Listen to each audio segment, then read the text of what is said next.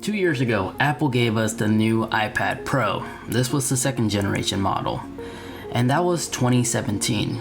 Let's go ahead and see how well does this device perform in 2019. Now, for a 2-year-old model iPad, the specs are still very impressive. It has a total of 4GB of RAM. It's still one of the few iPads that support ProMotion, which means the display is capable up to 120 Hz. This makes viewing your movies off the display look very smooth and cinematic. Even sketching, for example, is very fluid and smooth. So in some ways, it's still a very capable machine. In today's market, its closer competitor is probably the iPad 3rd generation Air, which lacks the ProMotion functionality, since that screen is only locked at 60 Hz, not 120 like this one. And if you look at the two side by side, their exterior body looks exactly the same, as their dimensions are almost identical, as they share the same chassis as well as the same screen size. So accessories isn't an issue with this 2-year-old model. So that being a 2-year-old model, I've been seeing some people buying these iPad Pros for some incredible prices. So instead of spending money to buy a 3rd generation iPad Air, let's see what would happen if you just got the 2017 10.5 iPad Pro route instead. The screen resolution that this iPad comes included is really impressive, as it comes in at 224 by 1668. That has a max nits rating up to 600 nits, which is really impressive compared to the newer generation iPads like the Mini and the Air, for example. They only have 500, so this unit has 100 more, which is great for when you're outdoors or sketching or working in a really bright environment. You will have zero to no issues when it comes to viewing your content off your screen, and it's also good to know that there is also an anti-glare coating that Apple put for the Pro models. And there's a lot of details that's coming out of the screen, as it does have a 264 ppi. So with these colors, the brightness, and the refresh rate of the screen, if you plan on using this for sketching, your experience will be a whole lot better with this iPad Pro than the other new ones, unless you get the 3rd generation iPad Pro. Because having this high refresh rate, your penmanship, it's gonna feel really natural and smooth. And in case you're wondering, no, it's only the 3rd generation iPad that supports the new 2nd generation Apple Pencil. At the time of making this video, it's only these iPads that will actually support the 1st generation Apple Pencil. So you're gonna have to get used to charging it this way, which isn't really a big deal. You simply just stick it on and just let it do its thing. It charges back really quick. The only thing though, you have to remember to try not to lose this little cap. So with the 10.5 iPad Pro, you have an extra storage option to choose from. The iPad Air caps, and also the iPad Mini caps at 256 gigabytes, where the iPad Pro, you can find a used one up to 512 gigabytes. This is also one of the few iPads that actually has the rose gold color option to choose from. So personally, you can get more configurations with the 2017 iPad Pro.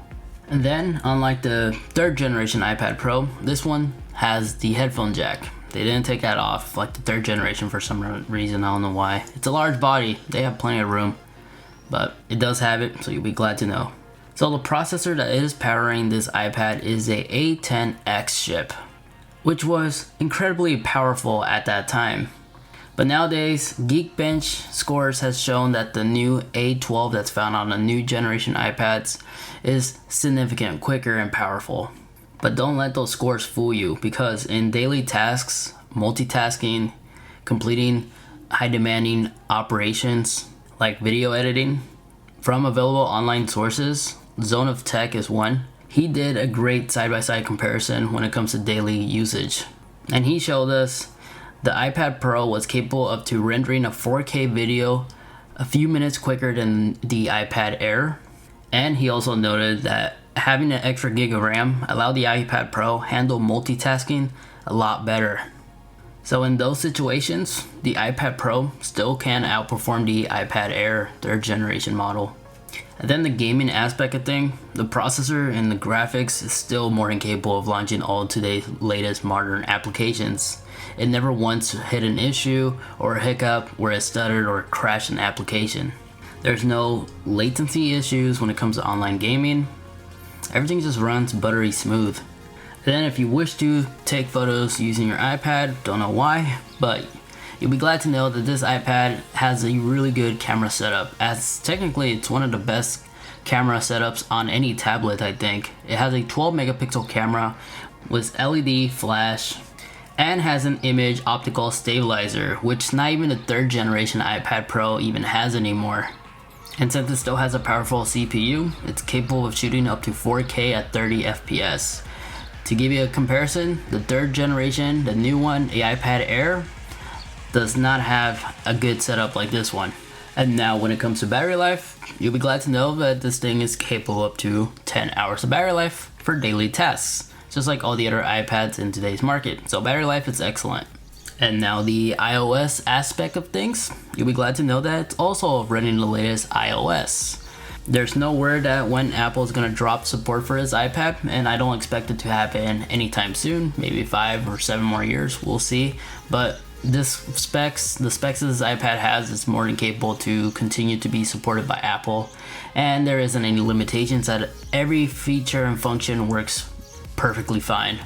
You even got the multitasking tray.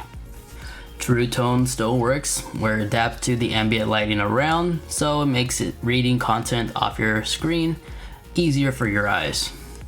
Sound. Now you'll be glad to know that there is actually a quad stereo speaker setup on this iPad Pro, which sounds fantastic, and it's really great if you plan on using this as your laptop in some ways.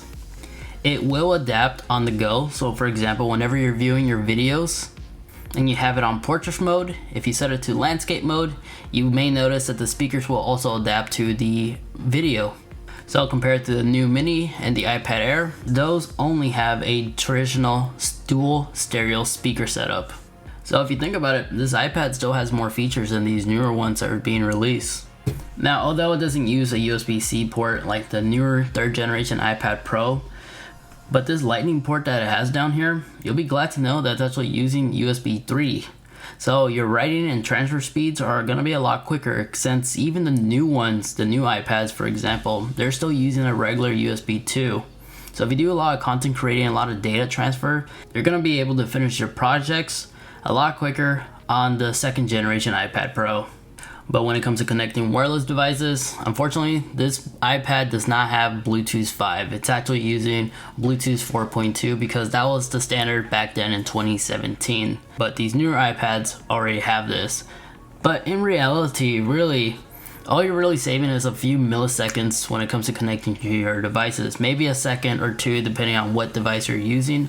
But take for instance my AirPods 2. It takes a single second just for them to quickly connect, so this never was a big issue, as all modern Bluetooth devices can still connect just perfectly fine. But one thing that it does lack is the new AR technology that Apple is pushing out on their latest devices. There's no neutral engine found inside the 2nd generation iPad Pro, so it will not support AR gaming. But if you will honestly ask me what I think about AR, I think it's kind of pointless at this time. It's still too early to really start using this, as most of these games are just really boring. It looks cool, but it gets boring really quick. So having this missing piece for AR support, I really don't care. So with all that being said, to quickly summarize this video, the iPad Pro 2nd generation is more than capable of completing daily tasks, even will work perfectly fine in high demand use. So 4K rendering, you could easily do it. Since it supports the Apple Pencil, you could easily take notes or create some awesome animations.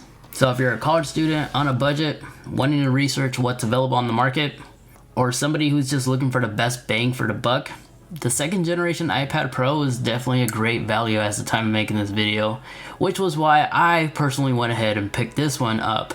The amount of money I was going to spend for a new iPad Air, as well as buying the Apple Pencil separately, was going to be a lot more than what I got for these two items, as they were both bundled in, and I saved $100 or so. So I'm going to go ahead and end this video like this. Best bang for the buck, 10.5 iPad Pro. Definitely worth considering. But there you guys have it. If you guys found this video informative, useful, you know what to do. I'll greatly appreciate if you could leave this video a big thumbs up, as that not only lets me know, but that also strongly helps support the channel. And while you're down there, stay tuned to the channel, as I plan on doing a couple other videos with this iPad about some very interesting things. So stay tuned, don't miss those videos. But as always, thank you guys so much for watching. Take care, and I'll see you in the next one. Peace.